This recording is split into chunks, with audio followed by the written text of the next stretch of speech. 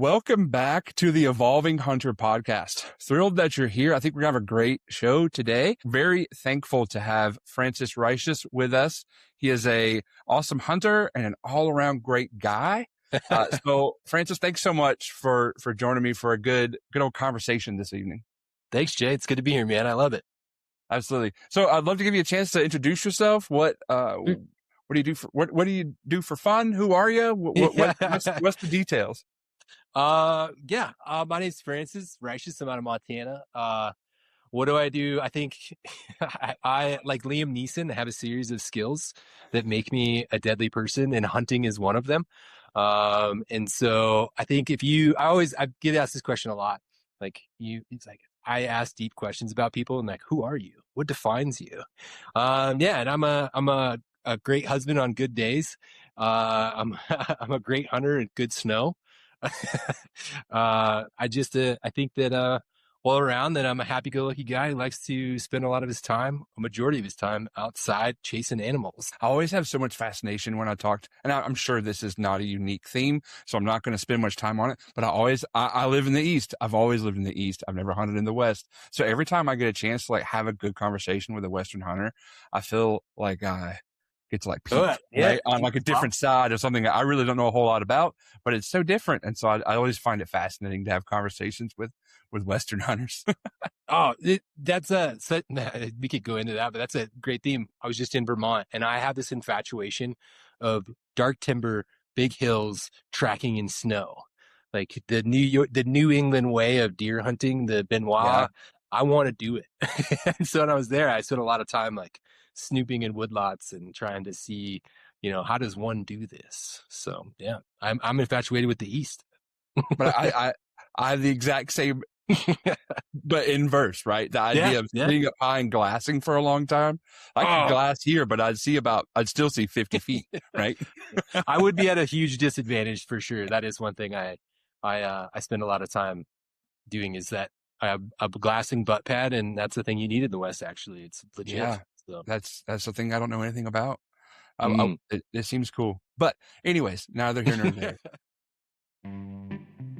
If you're listening to this podcast, there's a good chance that you're either thinking about hunting for the first time or trying to get better at it. Either way, you need to start with the right foundation. And that's why I'm so excited for the Evolving Hunter podcast to be partnering with CertifiedHunter.com. Certified Hunter offers state-approved online hunter education that's built for real people, not just test takers. You'll learn firearm safety, ethical decision-making, wildlife conservation, and what it actually means to be a responsible hunter in the field. And here's the part that matters most. This isn't about checking a box. It's about showing up prepared, confident, and safe when the season opens. I didn't grow up hunting. I started later in life, and I can tell you firsthand that having clear, practical training makes a huge difference. Certified Hunter helps shorten the learning curve and sets you up to do this the right way from day one. So, if you're ready to take your first step into hunting, or you know someone who is, head to CertifiedHunter.com/evolving hunter and get started today. Again, that's CertifiedHunter.com/evolving hunter, and let's start the right way. So was hunting something that you grew up around, or was it something that you found on your own in later days? What's the history there?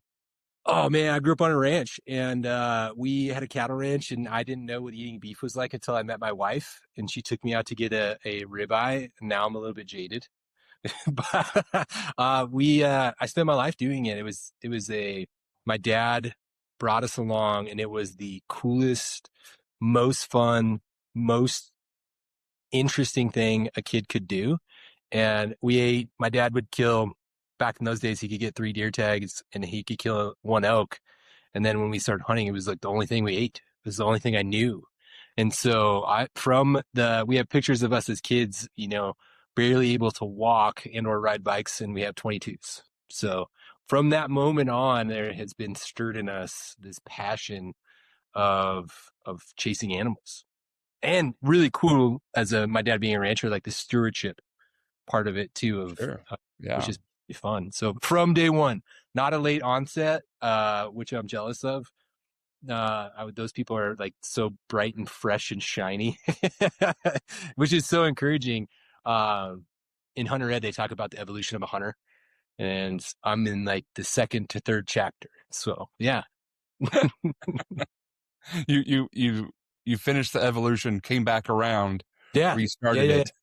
Yeah. I have actually. Yeah. You know, when you're younger, you're like, you have a bloodthirst. And I think there's this primal thing in hunting of, Sure. you know, which is actually a pretty cool attractant when you get down to it, is your ultimate goal is to kill something. Everything else is a good experience, but you really want to go the full round. And so my bloodthirsty days are over, and I'm more into the adventure part. So yeah. Sounds like you were born that way, right? Yeah, like Lady Gaga. I'm born. Yeah. So you didn't have a whole lot of choice. Like, I'm curious so you grow up in that manner. Yeah. At a certain point, do you feel like you had and so it was almost like it was would it be fair to say that it was very tied to family and what you're doing with family?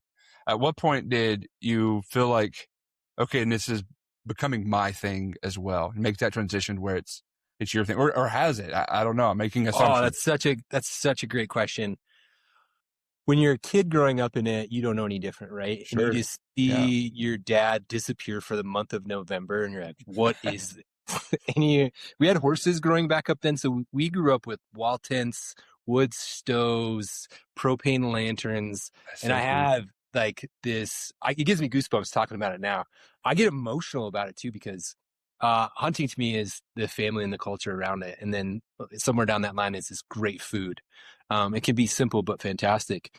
And as I changed, I think it's as in anything in life, pre-driver's license, I was insane. You know, I think most boys pre-driver's license fall into that category, to be fair. We hunted so much, and my dad just loved it. We played sports, and I can remember before having a driver's license, we'd go play like a Saturday morning football game, and then we're all in the truck. And it's like, we're going to go find grouse during archery season and look for elk and go fishing and just go do it. And then as you get driver's license, you start to like branch out and go with your buddies.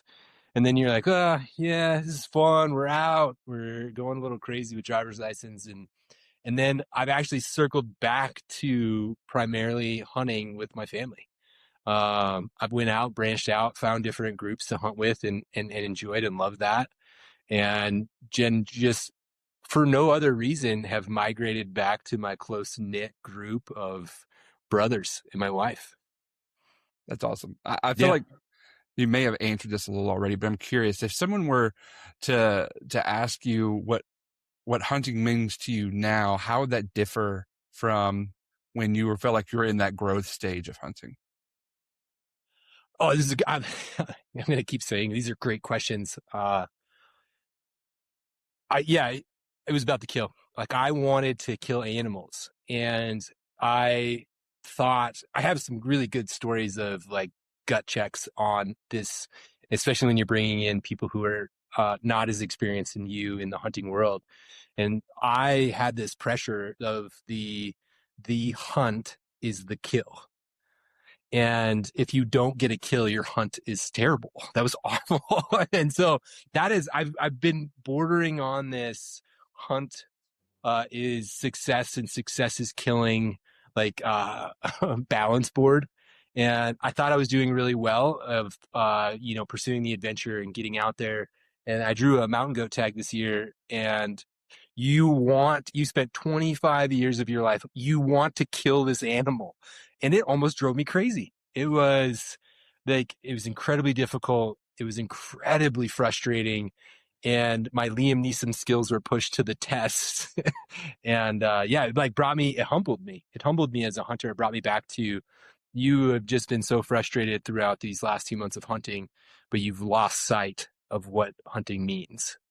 And so I had a really big gut check. So we went from that goat hunt to where I was like nearly in tears, so frustrated with how difficult and how hard it was. And I was focusing on the success. And then I went to my wife's elk hunt this year. She drew a bull tag, and it was like a different pressure of like, I was really humbled in this hunting season. And I was a real big check of, I need to, not killing something is okay. Which is really hard to swallow for me. So, It's an interesting theme though, because I think at all times throughout that, hunting is a test, but the correct answer for the test changes over time a little bit, yeah, right?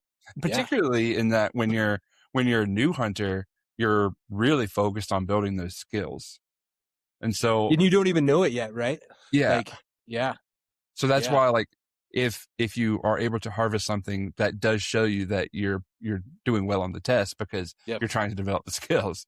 But yeah. then as you mature, that may shift over time. Oh, That's 100% it does. It is amazing how much it shifts. I didn't kill an elk for the first year in almost 24 years this year. And it's humbling of, yeah, it's okay. Guess what? My wife did. We still have a freezer full of elk meat and we'll be okay. So, but it's a humbling moment. that is particularly when going back to the test analogy, when acing the Yeah. test is killing something. Yeah. But Yeah. I feel that I certainly had to move away from acing the test as killing something, or else I wasn't gonna stick with it. Yep. The joy, Yeah, you got to the find the joy pressure. elsewhere. Yeah, I Yeah. have a good friend that I've spent a lot of time with, particularly in fishing, and he got really into fly fishing, and particularly like into skagit casting. You ever seen that before? But it's a different style of casting, but just incredibly competent as a fly fisherman. But unfortunately, due to where he lives, the water is just really tough to fish.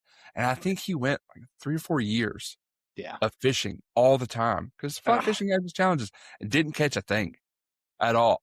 Now he outfishes about anyone he goes with. But I always remember thinking, because I did not experience that. My very first fly fishing was like a guided trip. And so they put me on the fish. And it was like instant. I thought that was normal, was to catch, giant browns out of private areas of a river in North Carolina. But I always thought that was really fascinating. But it's similar in hunting, having to find those motivations that aren't harvest. Yeah. Right? You're 100% correct. Like I grew up on a ranch and we had whitetails and it was, go out and hunt whitetails was pretty easy and we never did it. We never did it because I killed a few whitetails off there, but we went on horses in the mountains and tried to hunt mule deer. It was like we just didn't want it to be something that was taken for granted, I think. I don't even know my dad had the ability to think that way or has the ability to think that way. But we would drive past deer and he'd be like, "You want to shoot him?" I'm like, "No, let's go to the mountains. let's go on horseback and go back there."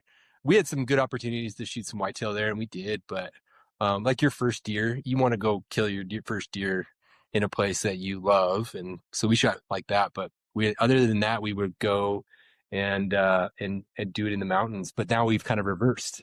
Like my wife, we hike so hard for elk and like, we just beat ourselves up. We have an average mileage that we figured out with archery and rifle season here that we get a good opportunity at a good bull at about 100 miles of hiking. Oh my goodness.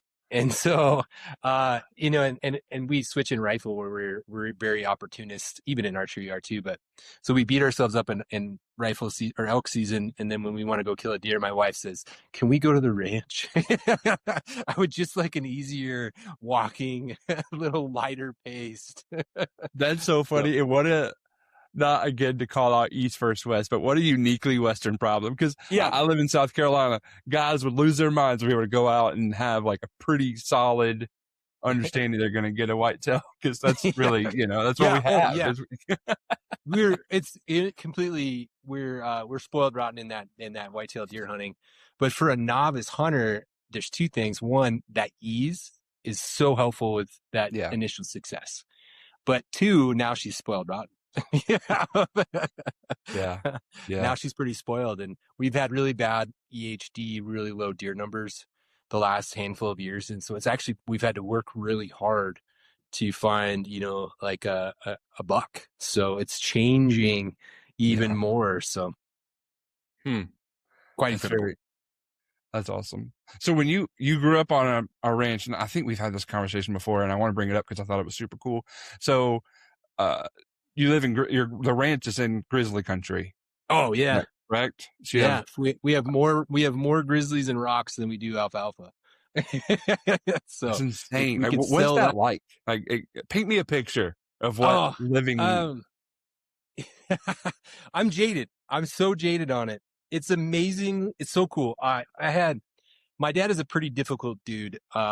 He grew up in a pretty rough life, and ranch kids in the 60s and 70s is pretty tough. So, when he grew up teaching us toughly too, like manners, tough love. And, Sure. I remember the first time my dad gave me a hug, like those type of things. But in that world of grizzly bear, we've noticed that, we grew up with it. So we have this familiarity, but everybody has their comfort zone. Sure. And we tell this story of like my dad has, and we call it, a certain number of yards, and my younger brother's is 100 yards. That's as comfortable as he feels with watching grizzly bears or being around grizzly bears. And mine's a lot lower number, but my dad doesn't have a number. It doesn't exist. Like, it's truly amazing. Like my dad is one of the most incredibly physically, mentally, tough people I know. And he's like, grizzly bear. He's like, get out of here, bear.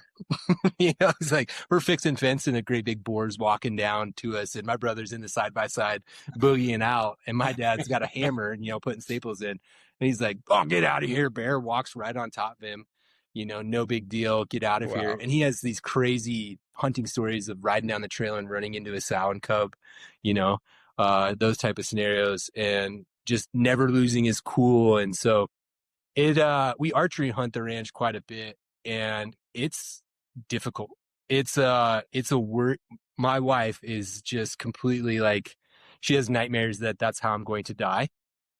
And it's a very realistic. I've had a number of close encounters. Thankfully, none of them very negative. They've all turned and gone away. But it is constant always. I kept track one year. I drew a bull tag for the ranch as a special draw bull tag and for rifle season, and I was up in archery scouting, and I had a little clicker. I keep a clicker in my bino harness for like animals I see, and over like a 4-day period, I had like 40 some different bears. It was insanity. And at the end of the season, when I totaled it up, I had lost count at over 100 different bear sightings in like a 2-month period, just from one spot. So, and they're all grizzly bears. I didn't even count black bears. So it's an incredibly, don't count black bears there. Yeah.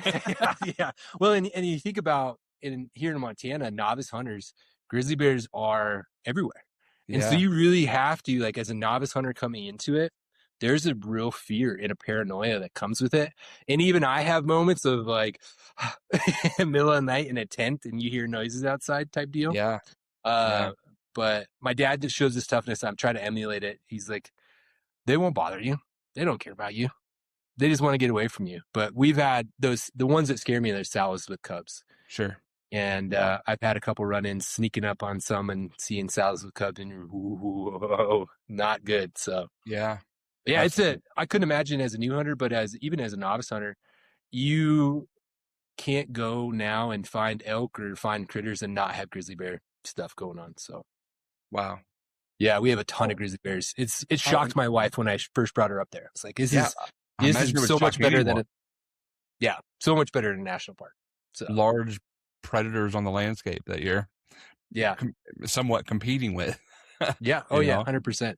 Yeah, 100%. So this is and when you archery hunt, you're 100% competing. You're making the same animal noises they are. Yeah, they're 100%. So wow. Very much not comparable to grizzly bears. But I spent a good bit of time in the Adirondacks, which I love the Adirondacks of New York. It's an absolutely amazing place. But it is the beariest, if that's a word, place I've ever been. I had a group of students back when I was in my higher ed days. We were on I think like a 18-day canoe trip through the Adirondacks, and we had bear in camp every single night and we were very careful with smells. We were super careful, but every night. But I slept in a hammock inside of a bug net because it was also black fly season, which was awful there, under a tarp. And we'd had bears in camp all evening. I'd stayed up late, keeping them from coming in and scaring students, etc. And so I finally went to bed, laying in my hammock, all good. And something bumped my hammock and I started rocking a little bit. No. And I always sleep with a headlamp on. So I just kind of reached up and flipped my headlamp on, and it scared the bear just as much as it scared me. He was gone, ripped off part of my tarp. But I've never been. That's the closest he bumped into my hammock, as he was just sniffing me, just being curious. But man, that's wild. But it definitely changes the game when that dog-sized black bear becomes a 1,000-pound grizzly bear. Super. And there's a temperament to them with them too, right? Black bears. I have such a laissez-faire, and I beg forgiveness on it. Like black bears have, and in those scenarios too, there's so many. They are dangerous completely, right? 100%. But the grizzly bears have such an attitude. I remember I've watched grizzly bears, and they just have blow-ups. They're just so grumpy. Like, I just like, they just like, I don't like this tree. I'm going to rip it apart. Like, what are you doing? Why? I don't understand. You're like, must not have liked that tree. I've watched them finish like salt licks for moo cows, and the ranchers lay mineral out, and grizzly bear walks up and finishes the mineral, and it's in a big 4-foot by 4-foot box, finishes it, and you can hear it from 300 yards away. She woofs, woof, and throws it up in the air. And you're like, what is that? Why? Why? I don't understand what's happening here. When I pulled trail camera, I have like 20 trail cameras out on my dad's place, and I went and pulled cards like after 3 months hiatus, and there was an entire month, like June 27th to July like 30th, and there was nothing but grizzly bears on that trail camera. Like it filled the SD card with grizzly bears, and they are. I'll text you some. They're the most scary looking, huge monster beasts that it's pretty incredible. That's insane. Yeah. Wild. Yeah. So, looking back, what do you think mattered more in keeping you engaged? Is it the opportunity to hunt, just a simple opportunity, or the people and experiences around it? And we could answer it. You can feel free to answer it as looking back, or your current disposition. Oh, that's a great question. I think it changes when you're like just to come back to it, when you're in your driver's license years, you get kind of caught up in the social life. So I hunted a lot less. I still hunted. And I think actually I hunted harder because I had not as much time, and I spent more time socializing, we'll call it. And so I actually hunted harder, but for shorter periods of time. And then when I got to my later college years, you kind of dipped. I still hunted a lot. I still hunted fairly often, but I started hunting as like, I felt like it deserved. Like I felt like it needed this full investment of, I'm going to give it 10 days. And I'd never done that before. And so I actually got laid off of a job while I was in college, and I had this hiatus, and I took 2 weeks of hunting. It was the last 2 weeks. And my dad, was a rancher, so he had plenty of time off. And we went in and had this wall tent camp for like a month. We even stayed later, and we just fully invested, and it changes you. Like you're bathing from a creek, like you're eating off a wood stove, and so it ebbed and flowed. And then when I graduated, this is something I talk about often. You have this shocking amount of money, and you're like, whoa. And it changed the gear that I used, right? I no longer use like a JanSport backpack. I no longer, and we actually, our horses all passed away, very tragic deaths. So we started foot hunting a lot more and trying to figure out overnight or not overnight or base camping. And it just invested to something that became always more. And I think a lot of people feel this too, even novice, like we're like our focus, but you start saying, well, how much can I get away with? How much can I do? How far can I go? Can I do overnights? Can I get that elk out of that area type deal in it? So post college, I met my wife, and I started bringing someone new in that I was unfamiliar with. And then it changed to, I want to share this experience. Yeah. of like these cool, like I have seen not just even hunting. I spend so much time watching animals. We had a huge hill on our ranch that has this 360 panoramic view. And that's where we see like hundreds, hundreds of grizzly bears from, and wolves and moose and every animal you can imagine. And so you're just sharing that experience with that person, or, you know, a different person that's not someone you've done normally. Sure. And it was amazing. It's just changed tremendously. And now I had a couple rough moments with her. She drew an antelope tag, and that old, I call it the older generation of hunters in your ear, and you're like, the kill is worth it. So, she's newer. You got to do a lot more help. She's smaller, so the physical capabilities, and not trying to sound very masculine, but I want her to enjoy it. So I want to do the things that's going to keep her out longer, and do those type of things. But we got her on several antelope bucks, and it was either too far or too windy, or I'm not steady enough. And when someone who grows up shooting and hunting, and it's second nature. I don't mean that braggadociously.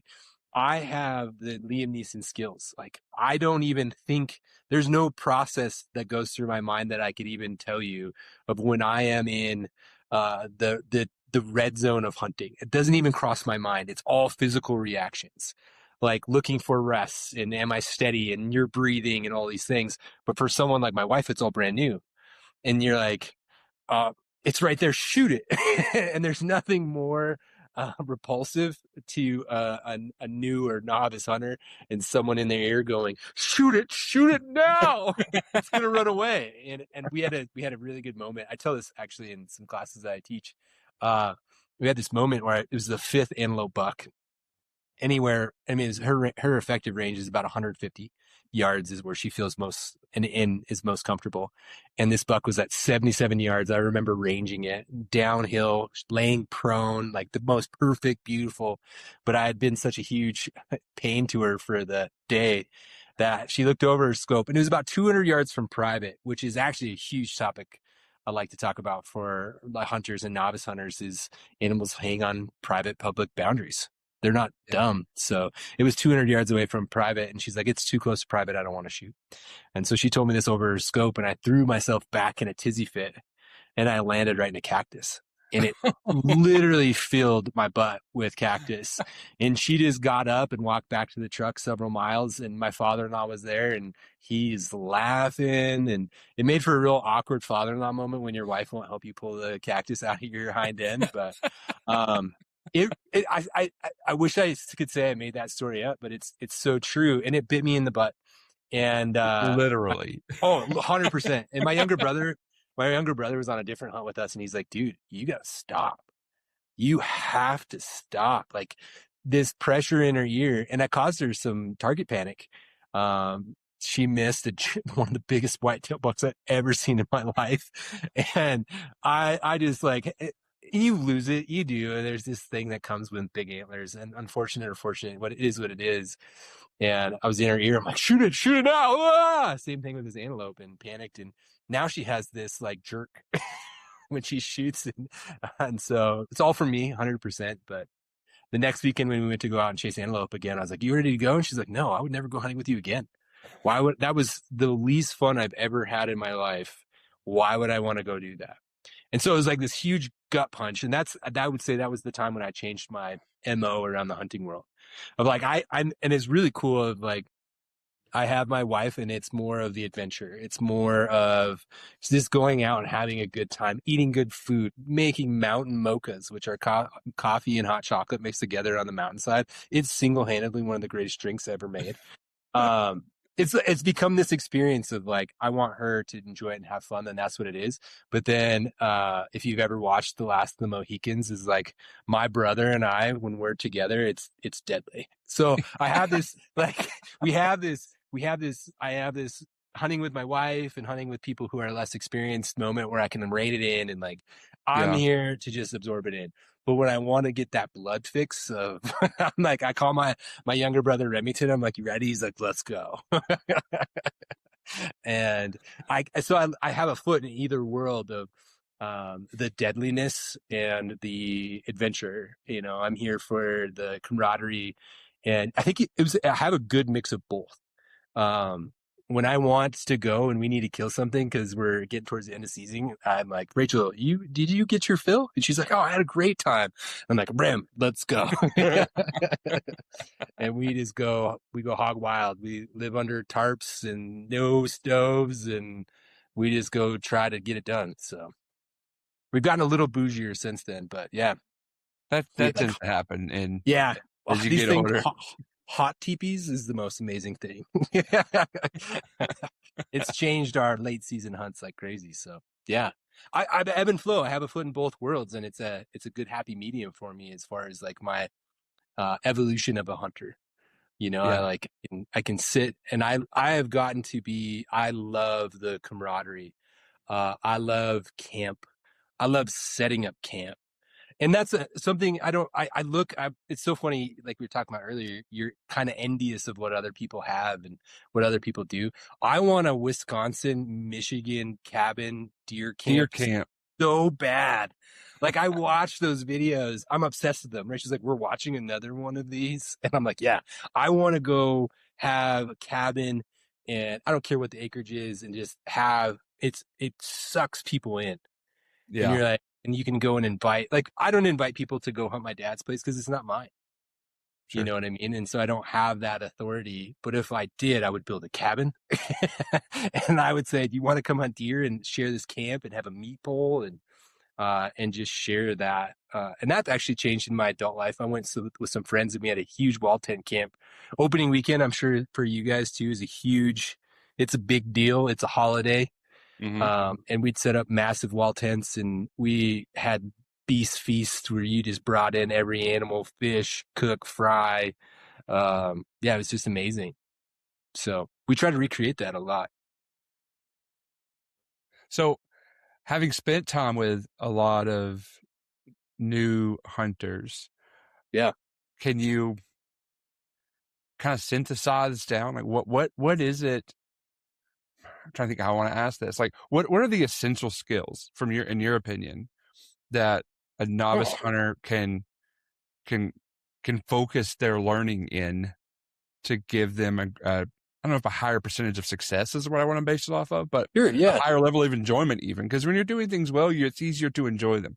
It's like Yeah. golf. I've really gotten into golf, and it's hard to have fun when you're playing really poorly. Yeah. Yeah. That's a great question. I say that far too often. I'll have to scrub that one. What a fantastic question. I think that what's cool about new hunters is maybe this is maybe a little bit of a downfall of social media and YouTube, and they're always successful. You know what I mean? Yeah. Like every thumbnail is a dead animal, and sadly you don't get the eyeballs without having that, right? Like Yeah. I watch a ton of I consume a ton of YouTube that is unsuccessful, and I click the links that don't show a dead animal just to see what that experience is. And it's so funny to me that they're just these people enjoying it. They're like, yeah, I was out. I saw tracks today. And in my mind, I'm like, that's all you saw? You know, like, that's it? Like, you didn't get an opportunity. And I think it's extremely difficult to tell someone what their success should be. And I think it's sad. And I don't know if anybody is doing that or if there's this pressure on it, but ultimately the goal is in the end is to kill something. And I think the thing that I would tell and that I see is people don't spend enough time doing it. I was a middle school teacher for 8 years, and the fortitude thing, you know, like I taught 14-year-olds, and I cannot tell you my anecdotal opinion. When they meet something difficult, the most common thing in the world to do is give up. Yeah. And to come up with every reason and excuse why. And, you know, and you heard this, you have kids too, like, I can't, it's hard, you know, and it just so happens to be that the thing that they're interested in is actually quite difficult, or it can be. It can be quite difficult. And so whatever that thing is for success, and I taught a plan to hunt class once, and I said, it all depends on what your success is. If you're a novice hunter, my future brother-in-law just got into hunting, and weirdly enough, he came to me and we talked about it, and we talked guns, and it was so encouraging to see this person go through this transition. And he lives in Vermont, and it's like, 25th in the nation for deer population. And when I went there, I was like, there's not a deer that lives in the state. Where are they? Like Montana, you see a hayfield, and there's like, 200 in that one, which is also, private, and you're like, untouchable. But Sure. And so he shot a spike buck, and he's tickled pink. Yeah. You know what I mean? Like that, through the roof, like the smile on his face is just like, you get goosebumps and you can feel it. And so to him, the experience, maybe I speak a little bit too much for him, but he had this gear initially, like, this gun buying, scopes, binoculars, boots, pants, and he's reaching out to, and if you don't have someone, the internet's this bottomless pit. So you can get whatever opinion you want to get. And for someone new, it's overwhelming. And the hunting world's terrible about this. Everywhere you go, you need a 6.5 PRC. You need a 243 Winchester shooting 140 Nosler partitions. No, you don't. You don't. You need something to start with. That's it. And I've really come to that conclusion of, I hunted in jeans for the first 15 years of my hunting career and didn't know any different. Yeah. Now I'm into this technical hunting pants, and it's made my life a lot easier. But you don't need that to get into it. You just need a drive and a want. And ultimately, I got my feelings hurt with my future brother-in-law because he asked me my opinion, and then it didn't follow my opinion. How dare he? How dare he? And doesn't he know the lethal man he's talking to? I had to see. I'm like, listen, I have no skills except for a handful. And Liam Neeson in the flesh, right here. In the flesh, yeah. I don't have, and I'm too. What's funny is we talk about, my brothers are gun nuts, like more, and I'm a one gun guy. Like I still shoot the same gun that I learned on, and that's awesome. I love it. Like I can't get away from it. So I'm a very poor person to ask advice from. Like, what gun should I shoot? I'm like, the one you like and the one you shoot well. Yeah. And so I had this moment of, he just was looking for ideas, and we talked about it, and I apologized to him. He's like, I didn't even know you're mad. I was like, I know, but I did. And I was talking to him about it, and I said, dude, this world is so full of opinions. Everybody's right, and everybody's figured it out, and everybody has their own. And I said, the greatest thing about hunting is you get to figure it out on your own, and like go find, like the 270 is the greatest, most highly sought after sold gun ever, whatever the numbers are. I was like, it's a great starter gun. I would encourage everybody to shoot a 270. And if you don't like it and it doesn't shoot well for you, get something different. But I also know the frustration when that happens. Yeah. So, he went to, gun stores are terrible places. They're like, you need to get a 30-06 and shoot 180 grain busting through brush. And it's a world of too many opinions, and everybody thinks they're right. So I sat back and kind of changed my MO of like, what do you want? What do you want to do with it? And he's like, well, I want to be able to shoot effectively out to 200 yards. And I was like, great. And I was like, well, do you want faster? I mean, he didn't know. And so he obviously did a ton of research on it. And he's like, yeah, I want enough knockdown power. Like I want, the kinetic energy to win. It expends all that. And I was like, great. I was like, go ask somebody what they think. Like go ask an expert, because I am not. I'm a wannabe. And I shoot one bullet. I shoot the same bullet I've shot for 30 years. And I shoot the same scope that I learned on. So I'm not a great person to run by. I have brothers I run things by, but I think the greatest thing for novice is do your research, and then people respect you for doing your research. And then people are more apt to help you because you're like, oh, he's really interested. Sure. What I found is someone, if they want their hand held from the very beginning, they're not going to do this for much. They're doing it for their own personal reasons, but they're not going to stick around. So, if you show investment, I'll help you whatever. I'll give you boot recommendations. I'll give you whatever you want. And then you can do whatever you want with that. But it's up to their success. And it's so different. And that spike, one of the biggest whitetail spikes I've ever seen, and taste absolutely amazing. I bet. I bet. So that's success. So over the years, having seen novice hunters come and go, what have you noticed between people who really stick with hunting and those that sort of quietly drift away? Yeah. Oh man.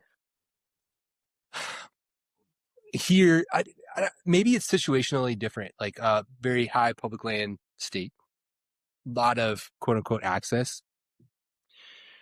You see these novice hunters go out and they kill a handful of forky or spike bucks, and that's their their modus operandi of success. And then I think when they get into if they start to get around people, there's this view of trophy, right? And that's a dirty word in a lot of different languages around the hunting world. Yeah. And I think everybody has this secret desire to kill big animals. And some people, it's not very secret, which is fine. And some people it is, but everybody wants to be successful. And I have this anecdotal thought in my mind from years of being around this, that people do want to kill big animals and want to have the opportunity to. And if you go years, like I read a Bugle magazine, the average elk hunter in the state of Montana killed an elk every 8 years. And Really? tell me that if you suffered for 1, 2, 3, 7, 8 years before you killed an elk, would you continue to do that? That blows my mind. Every 8 years. And that's an old number from a long time ago. And, with 150,000 elk population here in Colorado, it's a very similar number. So like, if you did something and you weren't successful, how long would you do it for? And like, how long are you going to do golf? I don't know, but if I play like I play now, 8 years from now, probably not. Probably not. Yeah. So I think that I don't know what is the driving factor, but I do think success in killing an animal is part of it. Like, you can only go out and nature walk. If you want to go hiking, you can do that anytime you want, right? But if you want to carry a firearm or a bow and be successful, you have to have skills, and those skills are gained over time. You're not going to be those people who start hunting and kill a 6-point bull their first year. Tongue in cheek, I'm like, well, that's a unicorn. Don't think it's that easy, but maybe that person has a skill set, right? Sure. And it's figured out an algorithm that works for them. And I have a buddy like that. He came back to hunting late in life and really got active. And he has a bull hole that he kills a bull out of every year. And it's great. I don't have that. And so I work my tail off. And then I am a person, or would like to think I'm a person that we call it type 2, type 3 fun. Oh, yeah. I like that type 2 and sometimes bordering on some type 3. And then when you're so miserable in the middle of it, Mm-hmm. but when you come out of it, it's these great epic stories of harrowing and etc. And if you're novice to something like that and you don't have whatever it is that you've years of success or whatever, you're not going to do that very long. And here in our state, we have a public land overload of humans. Yeah. Like, technology's changed, Onyx has changed the world. So like, there's no place that you could go and it's like an unknown spot. Like, I've got a honey hole. Well, there's probably like 14 other people with that same honey hole. Mm-hmm. Exactly. But if the statistic is one harvest every 8 years, what holds people? Right? Yeah. Like, it's not. I don't think it would be such a difficult proposition for me to say, hey, welcome to hunting. In 8 years, you might get something. Yeah. Right? Yeah. What's the hold there for people? I don't know. And I'm okay saying I don't know. I have such a good person to ask this is my younger brother. Like, I've never seen anyone turn down an elk in my life. Like, we hunt units that have general cow tags and brow tine bulls, so that you see a brown elk and you're like, yeah. And a couple years ago, we were on an elk hunt and we had 2 bulls within shooting distance of us. And he's like, yeah, I don't want to shoot one. And I was just like, what? And I think that he learned earlier and he's younger than me by 4 years, that it's not about that. But I don't know what would keep and hold people if you weren't successful. I don't know. I wish I had a magic. What I think I could anecdotally say, the camaraderie, the fun around, the community, the camp, the food. We're never a drinking while hunting family or group, but I know that's what a lot of people here in Montana of, like, go to camp and it's bush lattes. So, I know that there's a lot of that going on, and that's fine. Is whatever brings people to the game and, or to that. But I think that keeps a lot of people. But again, you see a real big drop off past 45 years of age. And I don't know if it's physical ability, Yeah. or if it's, I don't know, this game's getting pretty rough and I'm not having very much fun being, par sevens or shooting par threes with sevens. I don't know. But, yeah, I wish I had a good answer, and I'm okay not having one. And I know that there's been a ton of studies as to why. Yeah. And I think, all of those are very relevant and true. Access is one. Success is two. People to do it with is a huge thing. And like we've been talking about, I've had new people come in and out, and you try to teach them the skills that you have, and they can go on their own way and maybe do it on their own, but they don't. Yeah. They're like, if you're not going to come with me and do it with me, then I'm not going to do it. And I'm like, whoa. But I think there's tons of folks in that spot. You think so? You reference, absolutely. Yeah. I feel strongly that we as humans have a real sense and need for belonging, right? And being a part of that community. And so, I've had a similar conversation on a previous podcast where I don't really hunt alone all that much, because for me, if I don't harvest something and I'm by myself all day, it's kind of a bummer day. But if I can go with a buddy and have good conversation and drink some coffee and we go hunting, if we get something cool, if we don't, that's cool too. Because it's the belonging that really is what matters to me. And you referenced some studies within the hunting industry that really dive into this. And this may be a phrase that listeners may have or may have not heard of before, that the idea of R3 trying to recruit, retain, and reactivate hunters, as we've had a serious decline in hunting in the U.S. over the past, 20 years, 30 years. Yeah. It's been on steady decline, except for that one little COVID peak. We've kind of been on declining numbers. And so there's been tons of money and time and resources devoted into how to recruit, retain, and reactivate. And of course, the resources, right? The big A access, right? From access to land to access to equipment to access to knowledge or whatever the case may be, is a very common focus, because those are very easy to provide metrics to. Yeah. But a lot of it, I think, also comes down to the idea of finding a way for someone to find belonging in it. Because, going back to the golf analogy, I am terrible at golf. I've also never played by myself, because that sounds like a terrible day. But me and a few misery buddies, loves us. me and a few buddies go out. They're way better than me, but it doesn't matter, because I get to ride around a golf cart and swing and miss the ball half the time and still have great conversation. And it's the belongingness that really matters a lot. And I think for novice hunters, though, listening to the show, I would like to highlight that idea of belonging matters, so that you're not out there saying, well, okay, I have to figure this out by myself, or whatever the case may be, because finding a place where you can engage within a community of hunters, whether that be through conservation groups or mentorship, that makes a huge difference. Because it can be really, I get hype on things. I don't know. It's just in my nature. When I find something new that I love, I'm all in until I'm all out. Oh, yeah. And so having community really helps to foster the continued development. You can't argue with that. There's no way to move. You just got to settle in and accept that this community. And what a difficult community to break into at times. It is. It's 100%. selfish, and Yep. this is purely hypocritical. I would be the first to say that.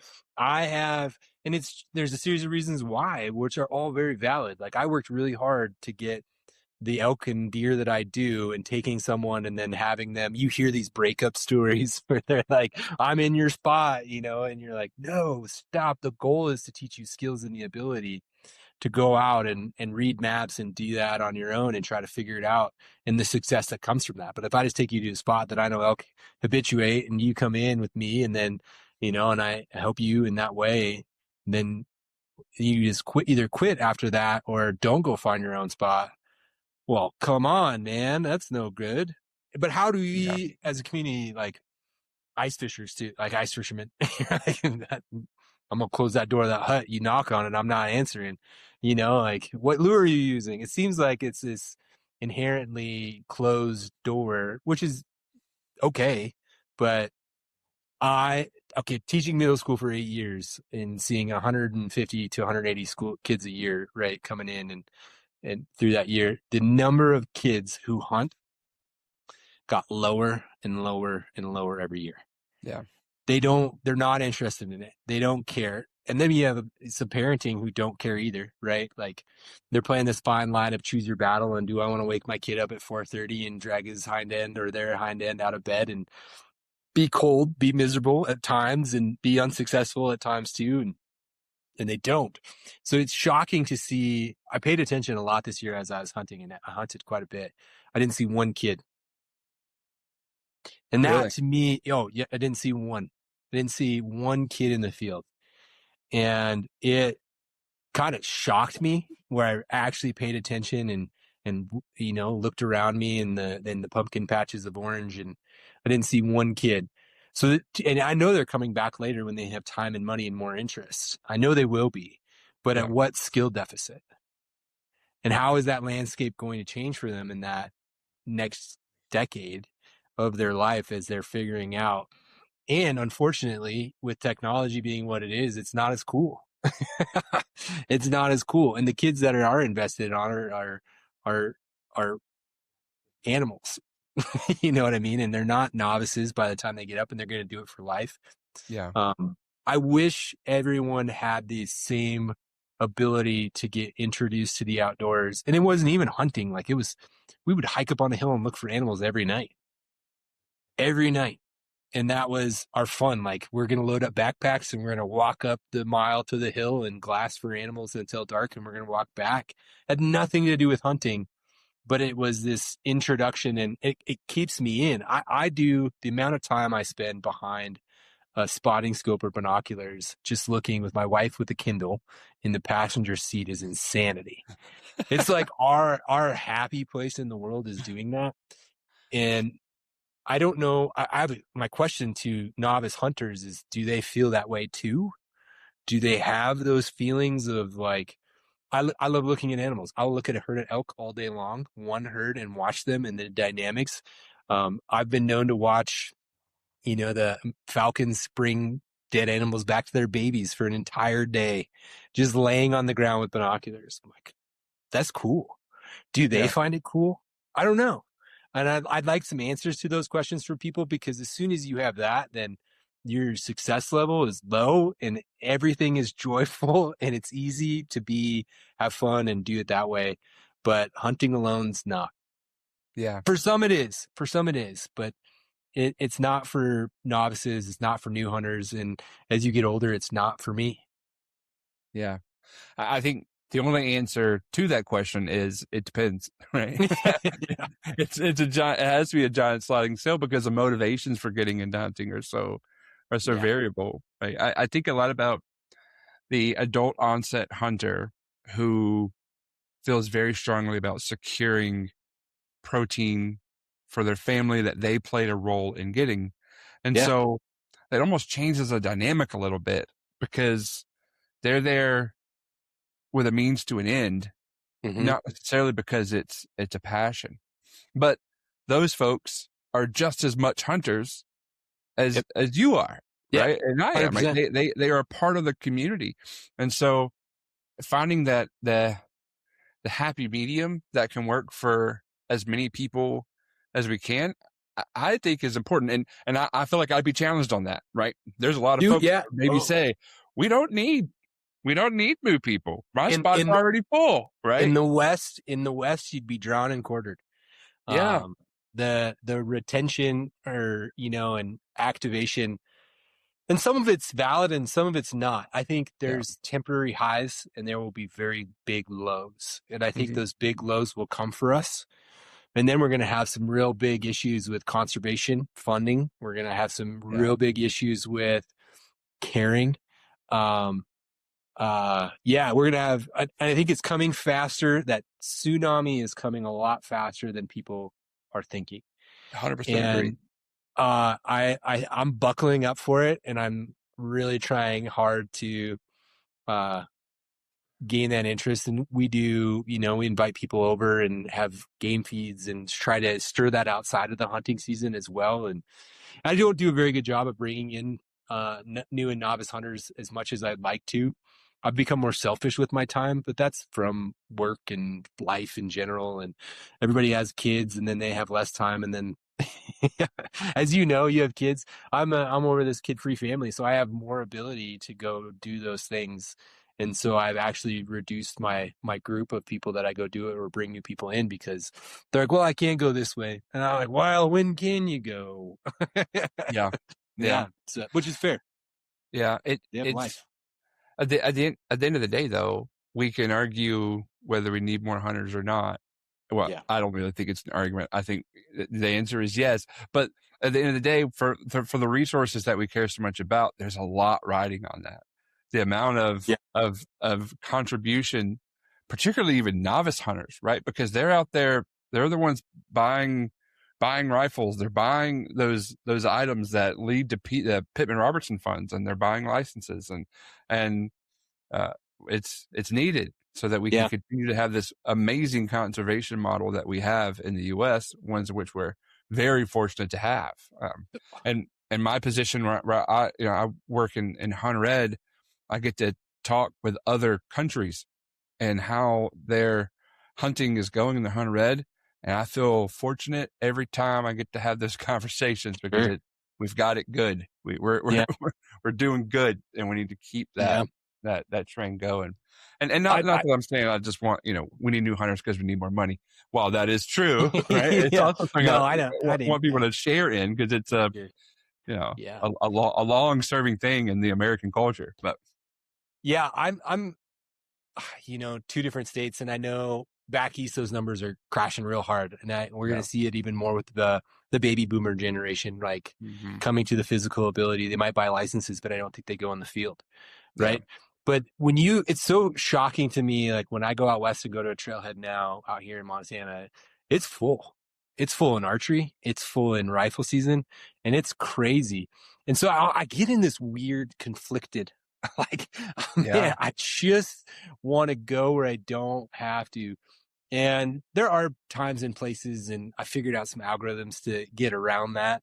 I never took a day off to hunt while I taught at all until the last couple of years. And I was like, what is this? This is amazing to take time off to go hunting. Yeah. And thankfully I have a job now that allows me to do that a lot more. And it's so nice, but a lot of people don't have that privilege. So they are weekend. And so on the weekends, it is nuts and crazy and etc. But I'm still able to find success. And those people who squeal the loudest with a lot of are still killing huge animals, and they're still being successful despite the influx of, but I get conflicted. I watch the social media hunters and influencers and come on over, and you're like, wait, no, yeah. And in our state, non-residence is a big deal. Yeah. They get a bad rap, right, wrong, or indifferent. There's a lot of this generational wanting it and wishing it to be the way that it was, and not really accepting or being able to handle how it's going to move into the future. And so adapt or quit hunting. Yeah. I don't know. It sounds rough on the outside when I say it outside of my head, but I'm gonna still sometimes complain about hunter numbers in the West, but I know in my heart that I'd rather have people doing it than not doing it or not Right. understanding it. Sure. And that's the one that scares me the most is people not understanding the culture around it. And I want people to come in and experience it. And if they stay for life, great. But if they come and visit, but then know in this adult onset, they do. They're like, they come and maybe they'll stay for a year or two, buy some licenses, kill a couple deer and realize maybe this is harder than I thought. Mm-hmm. Maybe it's not for me. That's okay. Or maybe they're like lifelong. This is the greatest thing that'll ever happen. I encourage either one, but at least they looked at it and they accept it. And that's a win at the end of the day. But I want people to come in and think because, I don't know, similar to many other things in life, everybody complains because there's more and more and more, but when they start getting less, what happens? Yeah. Yeah. Yeah. Every time I have this conversation, it reminds me of a quote, and I'm going to terribly paraphrase it. Like it will That's be great. nothing like it's supposed to be. But there's a writer named John Garrick. You ever heard of him? He writes about like the life or the lifestyle of fly fishing. I love his books. They're amazing. But he has a quote that's something about some of the effect of the only good people, at the trailhead are the folks I'm with, and the rest of them are a bunch of assholes. Right? like it's just kind of that mentality, and I totally understand how that. And granted, I also live in South Carolina, right? We don't have people flying across the country to come, hunt in our state. Yeah. I'm sure not often, at least, right? Yeah. But so it is different perspectives there, but very fascinating. But at the end of the day, like even for those folks that came in, and let's say they tried hunting for a couple years and then chose to stop, there are still folks now that they are, advocate may be a strong word, but supporter, right? You now have a supporter of hunting out there, which is not it doesn't do anything bad to hunting, right? To have more supporters, more advocates, right? Yeah, you and I know, living and working in this world of hunting, that the public support is really the driving factor, not the person who's doing it. Yeah. Not the person who's doing it, and no matter what it is, it's the people, what people think of it. Mm-hmm. And and then people, I had a friend, it's so funny, a friend who was a librarian, and her husband was an Olympic runner, like crazy. And I taught with her, and she's like, I'm going to hunt this fall. And I was like, what? This is amazing. This is incredible. Yeah. And her and her girlfriends, these crazy running gals, watched YouTube like crazy, took hunter ed, bought a gun, figured out how to shoot it. And they would run the trails outside of Missoula and hunt while wearing orange. And like it was the craziest, coolest.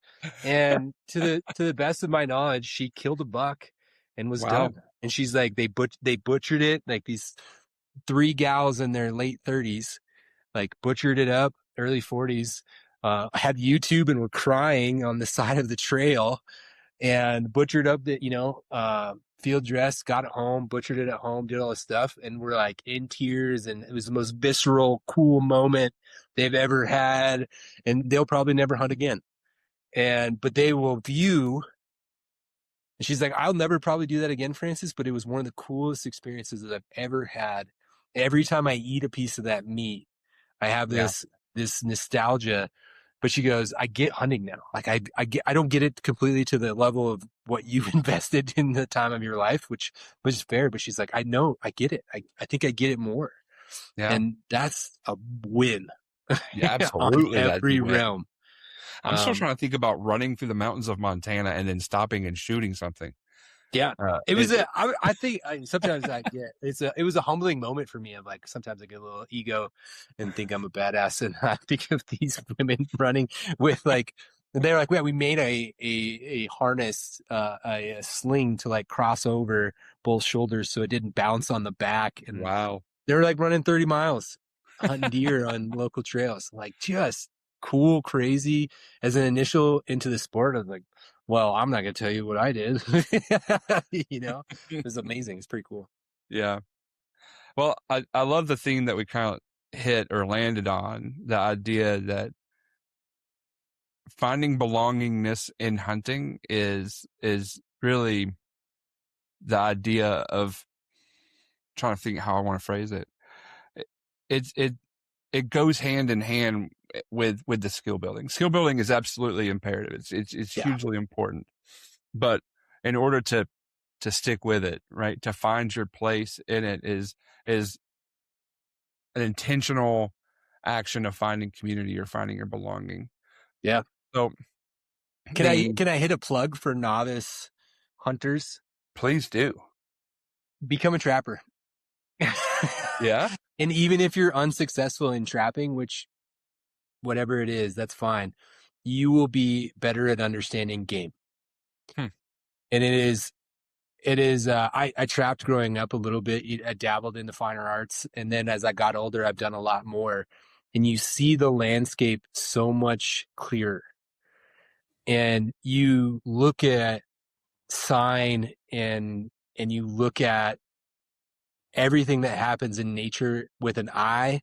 And I don't even mean to catch and kill. It is to eventually catch that animal, but it doesn't mean to eat it or kill it or anything. You're looking at it through this lens and you observe it in such an intimate way that you become better at your skills faster. That's the only thing that has given me an advanced speed up in skills was becoming a trapper and like figuring out. Oh, I tell everybody I can. I shout it from the rooftops, and I'm very poor at trapping, absolute horrid.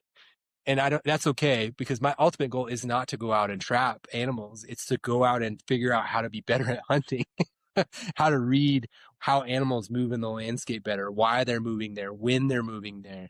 And I'm starting to dabble in, like moon phases a lot more. It's caused me to look at the landscape and understand it at such a deeper level. I think it's an advanced skill because otherwise it's going to take you years. The amount of time it would have taken me to go out and hunt for our limited seasons, ours are very generous, but and read landscape and figure out how animals behave, even if they're not your target animal. Coyotes are chasing your target animal. So the better I can figure out how coyotes move on the landscape and when they're doing it will help me kill a deer. And reading coyote sign is a lot harder than reading deer sign and reading and such. So it's advanced my skill level tremendously. And it just cost a couple $1,000 investment in traps that I now never use. It's a couple grand. Yeah, a couple grand. But it's an advanced skill. Even learning how to, doing a trapper ed, that advanced education for it it helps you.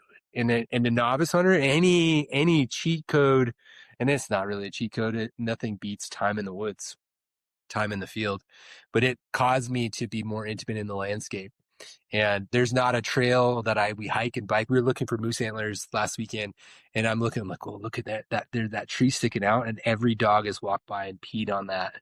Like, what's different about that tree? Like, what? And then you start to ask yourself questions, and it's made me be a better. And my wife just rolls her eyes. She's like, I don't care. But we have the one and only Mr. Bill Siebold book to be on the Evolving Hunter podcast very soon. So we'll dive into trapping and what it means to get started in trapping. Hopefully pretty soon. You could not choose a more character. I know. To fit in. So that'll be. I'm gonna have to tune into that one. I'm gonna get a good kick out of that. I love having conversations with him. Oh yeah, I'm excited. Yeah, mostly because I'm a tech. I work in the tech world, and he is so opposed, or not opposed, but he's just on the other side of the tech world. And so far, I would say opposed. I would actually give you opposed. We've had heated. I was trying to be more, No, I actually. You tell people you love them after a long experience. I love that Bill Siebold. It takes a lot for me to say that word, but I've known him a very short time, but people give investments and he's invested in me and cares about me. And to a level, I'm like, Bill Siebold, man, the guy's got it. Yeah. Not only is he the bionic man, but he's a trapping machine. So he is. Yeah. He's an awesome guy. So, for the purpose of kind of bringing our conversation to a close, which I've super enjoyed. These are the kind of conversations I love best, where one idea kind of feeds off of the next, and we can kind of chase a rabbit down a trail and think about the culture of hunting, which I'm always fascinated with, and then how novice hunters can find ways to find their place within that culture, regardless of their intention for hunting, I think, because those can vary widely. But so let's wrap it up in putting our future predicting hats on. Okay. What do you think the future of hunting depends on more than anything else?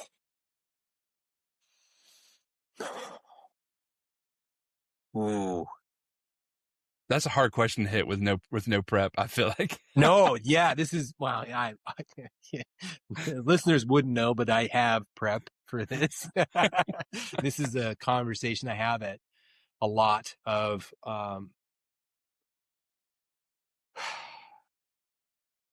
kids, man. Kids. It's going to have to come from parents wanting to do this with their kids.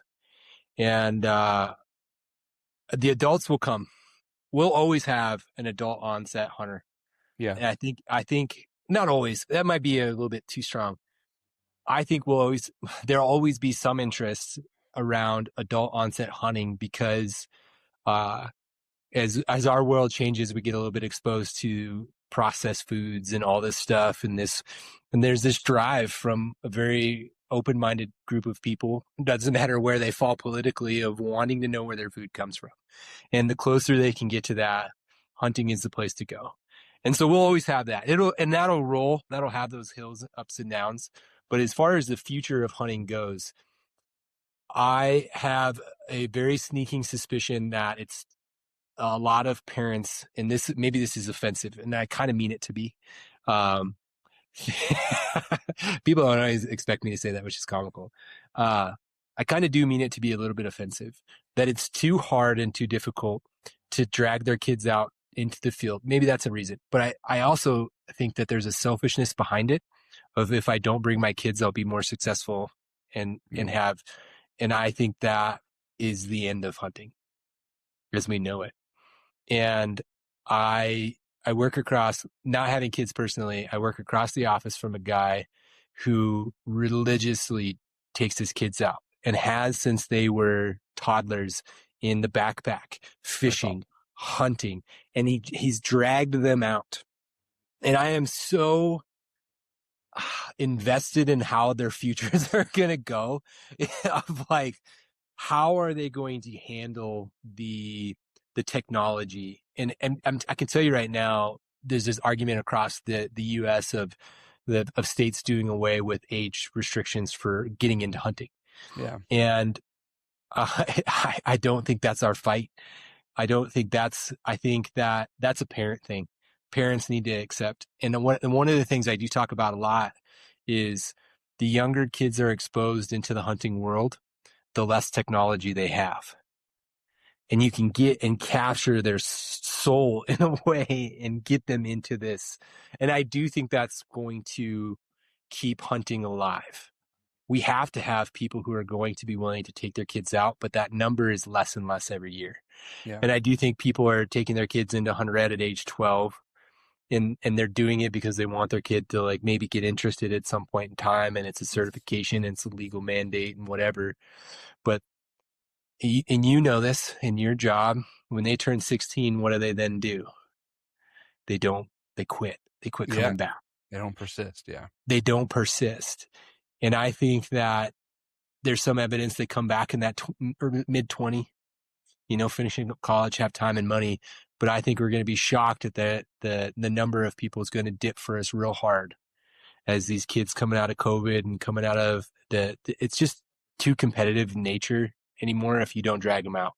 And I think of I don't know, right, wrong, or different. I think of the Ranella family, the meat eater, and what he's done with his kids. Like, their childhood is in hunting. Like, eat, sleep, live, breathe, right or wrong. And they have these conversations on their podcast often, and I like it, of, I don't know how much is too much to push them away. Well, I do know how much is too little.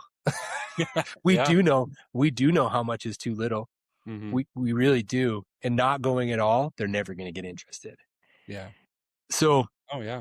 there's a line, but I don't know. I'm encouraged by, I don't know what numbers are across the West, or across other states, but our Western numbers, but I know that it's ballooned. And it's going to pop. But I do think that, to me, just off the cuff, that's the first thing I could think of. And then you go into how state dynamics are, like where we get a lot of access getting closed down, and those, private land buyers are coming from other areas and shutting down the localized, and they're monetizing access, and that's a popular trend. Well, there's nothing easier to kick people out of than to monetize. Now, would I be the first to say I'd join a club?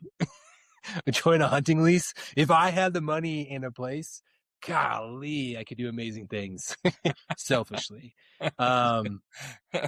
But I think we're gonna have to start looking at there. This is where I toot the Boone and Crockett's horn a little bit.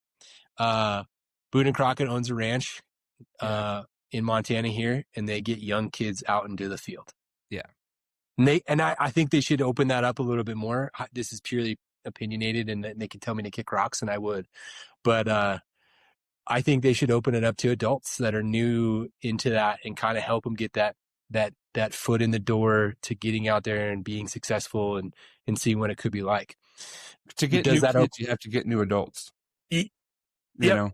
Yeah, you're 100% right. And in order, that's where I was going to hit. I'm a long-winded guy, as you know. To get new kids, you got to have adults doing it. Yeah. And if we don't have adults doing it, we're not going to have perpetuity. It's going to be the one-offs, and they're going to do it for a period of time. I think the topic I have to be careful on, because I can find myself on soapboxes really easy. Easy step into those. But even if you're a novice hunter and you're still figuring things out, the hunting season, and you don't feel comfortable taking your kid, which I totally understand, right? There needs to be a certain level of comfort and competency that needs to be in place before you feel that you can safely have your kid also in tow. Yeah. But hunting season is a brief part of the year. And all those other months that's not hunting season, where trails are still open, rivers are still flowing, deer are still deering. So you can taking your kids out and having them experience natural spaces, even if it's under the guise of preparing to hunt or going, call it scouting, whatever it is, going for a hike, whatever the case may be. Like those are things throughout my career that I've seen over and over and over and over be just transformative experiences for individuals, not just from the perspective of learning outdoor skills, but building things like you mentioned earlier, like building the grit and perseverance that helps you in life. And not just, okay, I can hike up, you're not just learning, okay, I can hike up a mountain and it's hard, but you're also building the skill, okay, I can take this class in college, and because it's hard doesn't mean I have to quit. Like those skills are transferable. So it's a wonderful, like, I don't know. I'm a guy with a 3-year-old, right? So I'm still figuring things out very much myself, but I have worked with a lot of kids in the field and just seen that be such an impactful thing for people. So, okay. Oh, man. I'm step off the soapbox now. I'm done. No, I love your soapbox. Don't get me wrong. Yeah. And I'm sure your audience loves it too, or they wouldn't listen. I talk about this when I taught in middle school. I did a wildlife science class. It was the most popular class of electives that students wanted. I would have kids cry for not getting into my class. Yeah. And all I did was this. I talked about animals. I said, you want to know something that's the coolest thing on the planet? I'm like, do you know how you get kids excited for things? Is tell them how cool they are. Yeah.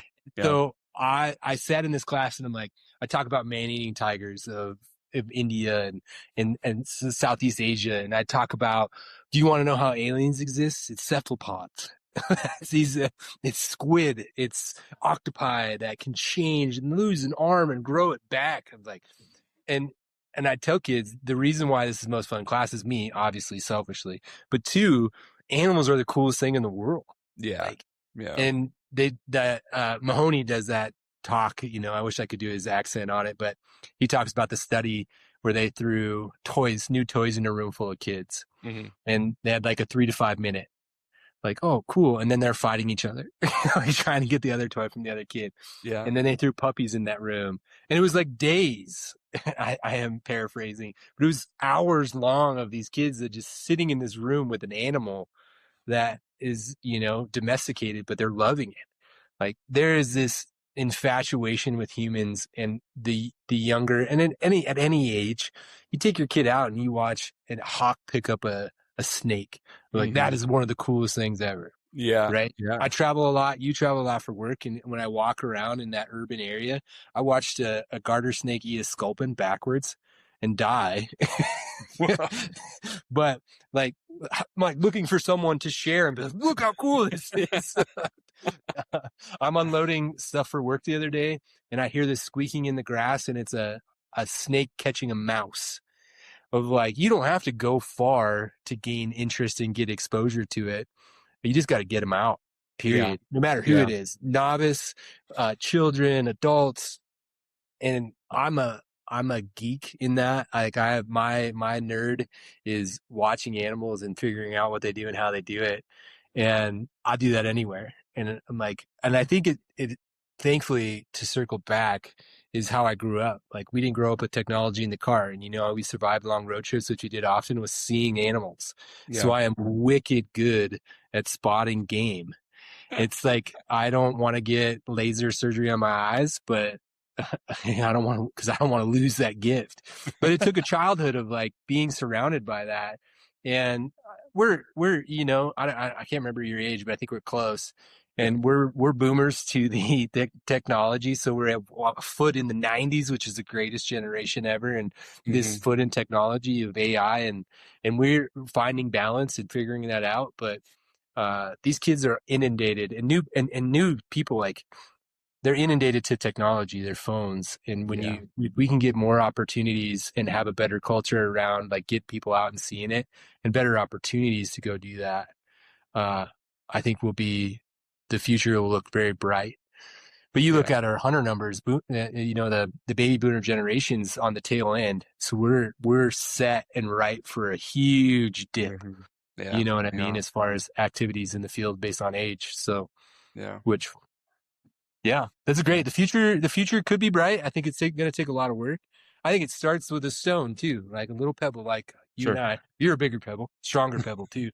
But I think that rolling that, getting that moving. Yeah. No, it reminded me of a story. Kids and animals. So my daughter's 3, right? And we were at a zoo. Our local zoo. It's a small zoo, but it's great to go to because it kills like half a day. And on Saturday, that's what you're looking for. And she saw a monkey poop on lettuce. Simple thing, right? That has become a core childhood memory for her. Yeah. And that we'll be driving. I'll be driving my truck, and she'll be in the back. She's like, Dad, like, yeah. And she'll be like, I saw a monkey poop on lettuce. I'm like, yes, you did. Like, I mean, this was a year ago, and she's still, it's so funny. Yeah. We crack up about it all the time. She talks about it every single day. Somehow that thing really just stuck in the noggin, but ironed in there. Yeah. But no, what a But on that note, that's going to stick in my mind for the remainder of my life. James' daughter saw a monkey poop on lettuce and thinks it's great. But on that note, I think we're going to wrap it up. Thanks so much for being with me, man. It's always great to see you and have conversation with you. And to the listeners, thank you for joining in. Hope you enjoyed this conversation. If this episode resonated with you in any way, I invite you to share it with someone who may be thinking about getting into hunting, or someone who helped you get started in hunting. Those connections really make all the difference when you're building yourself as a hunter, when you're helping others, whatever the case may be. If you want to follow along, please make sure to subscribe to the Evolving Hunter podcast. We've got more stories coming your way, along with practical conversations about skills, ethics, and what it actually takes to grow as a hunter. So until next time, stay safe, stay curious, and keep evolving. I really hope you enjoyed that episode of the Evolving Hunter podcast. One last thing before you go. If you're thinking about getting into hunting, before you go and buy gear or plan a hunt, you need the right foundation. That's why we're so excited to be partnered with CertifiedHunter.com. They have state-approved online hunter education that teaches real-world safety, ethics, and responsibility, not just test answers. If you want to start hunting the right way, head to CertifiedHunter.com/evolvinghunter and get certified today.